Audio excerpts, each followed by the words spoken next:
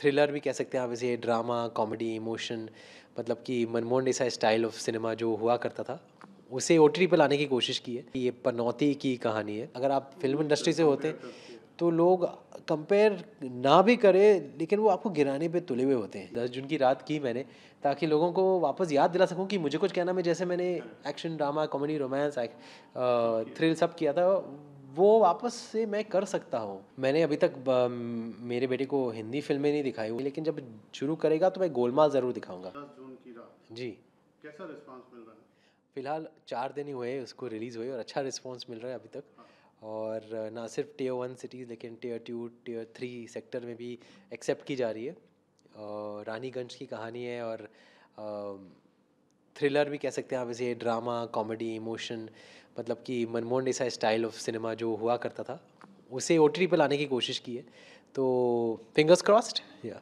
कैसे आपको ये ऑफर हुई, कैसे, थोड़ी सी इसकी बैक स्टोरी में जानना चाहूँगा। जी हाँ, वंदना फ़िल्म्स एक प्रोडक्शन हाउस है जिसके प्रोड्यूसर हैं सचिन, उनका नाम है। उन्होंने मुझे ये कहानी 23 में सुनाई थी, अर्ली 23 में, और उन्होंने कहा था कि ये पनौती की कहानी है।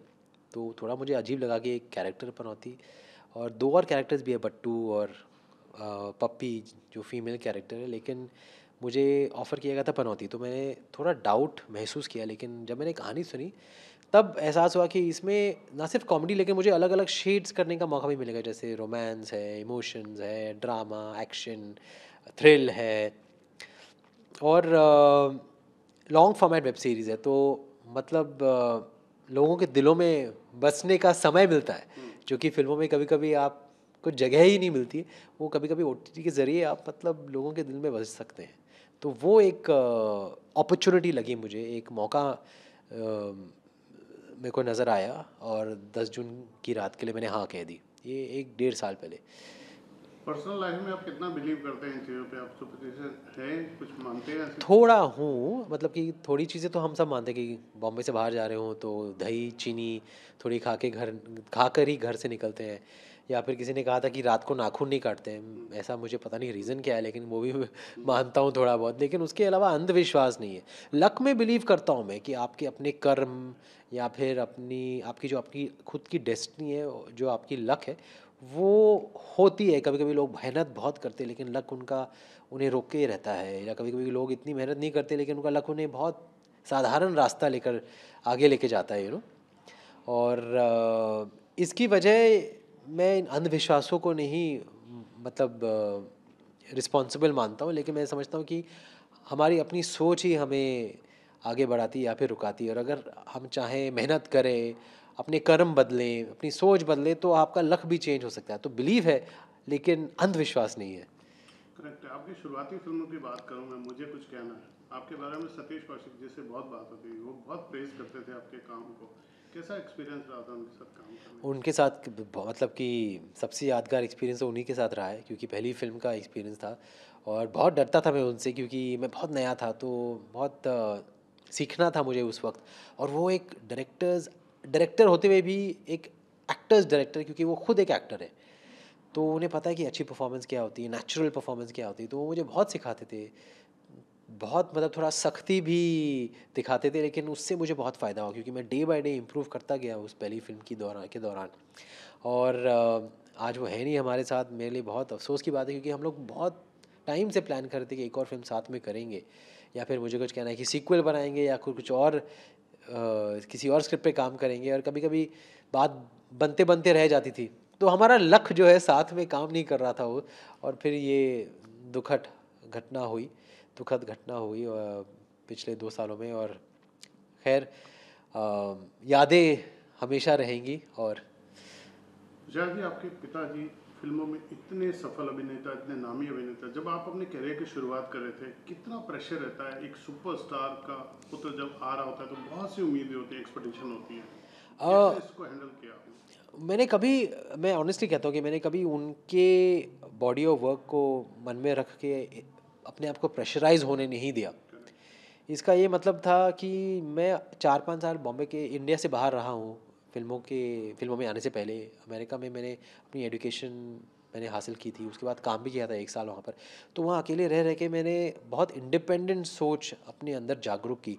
तो जब मैं इंडिया भी आया तो मैं चाहता था कि अगर मैं फ़िल्में करूँ तो अपने बैनर में लॉन्च नहीं होऊंगा, मैं बाहर की फ़िल्म करूँगा। तो मुझे एक जॉब चाहिए था, और जब मुझे वो जॉब मिला तो मैंने कहा कि अपने आप से कि मैं इसका अपने आप को इसमें मतलब कि अपना बेस्ट करूँगा इसे सफल होने के लिए, इसे लोगों के सामने लाने के पहले मैं अपना बेस्ट पूरी कोशिश करूँगा और इसे बखूबी निभाने की कोशिश करूँगा।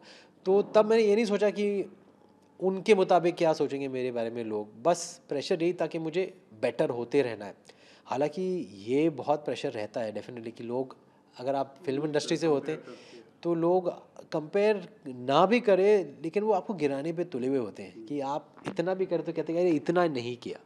Glass is always half empty for them. Expectation very high. Expectation is very high. तो आप कॉमेडी करते हैं तो कह रहे अरे यार ये रोमांस नहीं कर रहा है, अगर आप सोलो फिल्में करते हैं तो अगर क्या करते ये नहीं कर रहा है, मल्टी स्टारर करते तो सोलो नहीं कर, तो आप में हमेशा वो कमी ढूंढने की कोशिश करते हैं, हमेशा आपको पुल डाउन करने की कोशिश करते, तो वो एक थोड़ा मतलब एक चिढ़ तो पैदा हो ही जाती है एक्टर के मन में कि अरे यार मैंने इतनी सारी हिट फिल्में दी हैं लेकिन क्यों वो क्रेडिट नहीं मिला, दिया जाता है मुझे जो मुझे मिलना चाहिए। अगर कोई बाहर से कोई आता है तो एक फिल्म भी अगर उनकी चल जाती है तो उनको बहुत फ़ायदा मिलता है, उनको बहुत प्रोत्साहन दिया जाता है। मतलब इसका कोई हल नहीं है, और मैं इसे नेगेटिवली भी देखता हूँ, मैं इसे पॉजिटिवली देखता हूँ कि मुझे हमेशा कुछ और करने की एक चैलेंज अंदर मेरे अंदर रहती है, और मैं हमेशा कुछ प्रूव करने के लिए, मैं हमेशा मेहनत करने के लिए जागरूक रहता हूँ, रेडी रहता हूँ। तो वो शायद इस प्रेशर की वजह से ही है, तो अच्छा ही है। अगर शायद ये प्रेशर नहीं होता तो शायद मैं कहीं खो जाता या गिव अप कर लेता। सो हर चीज़ का एक प्रो और एक कॉन होता है। आपको मैं बताना चाहता हूँ, मिमिक्री करने के लिए जो स्टैंड अप कॉमेडियन वगैरह मिमिक्री करते हैं, लाइक अमिताभ बच्चन का डायलॉग होता है, रिश्ते हम तुम्हारे बाप लगते हैं, हाँ। फिर शत्रुजी की मिमिक्री या करते हैं लोग, जीतू साहब की मिमिक्री करते हैं। आपको पता है आपकी गोलमाल की मिमिक्री कितनी हिट होती है? और आपने रियली कुछ नहीं बोला और बहुत कुछ बोला, उसकी कितनी कॉपी करते हैं? कैसा लगता है आपको कि जब आपको कॉपी कर रहे थे, लोग बात कर रहे थे, आपने फिल्म में बिना डायलॉग के भी पूरी फिल्म में एक किरदार जो हमेशा छप गया लोगों के दिमाग में, क्या रिस्पॉन्स मिलता है लोगों का जब बात करते हैं आप? बहुत अच्छा लगता है, बहुत एक रीअश्योरिंग फीलिंग आती है कि आपकी मेहनत रंग लाई है, और ये एक ऐसा ब्रांड है, एक ऐसा कैरेक्टर है जो बच्चों को पसंद आता है ज़्यादातर।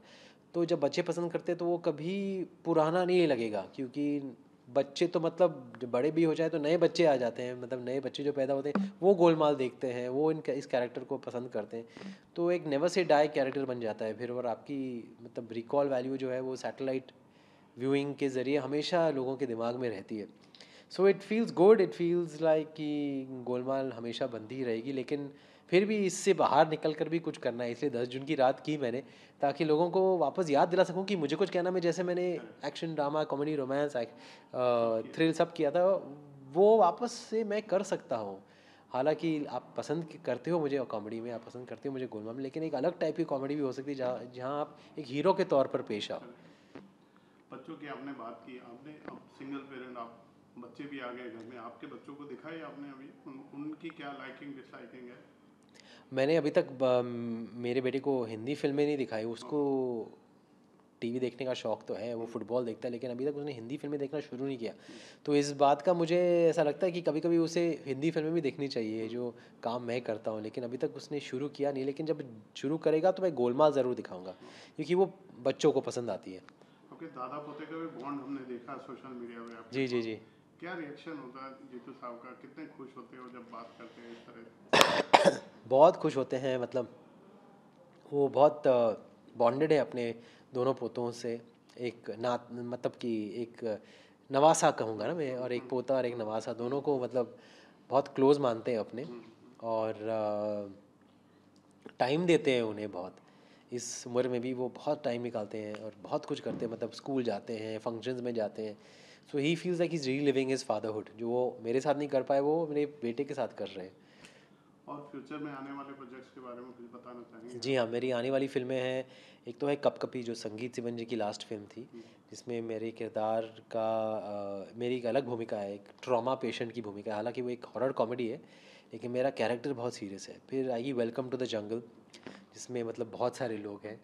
तो मैं एक एक्टर का मैनेजर प्ले कर रहा हूँ उसमें। It's an out and out comedy.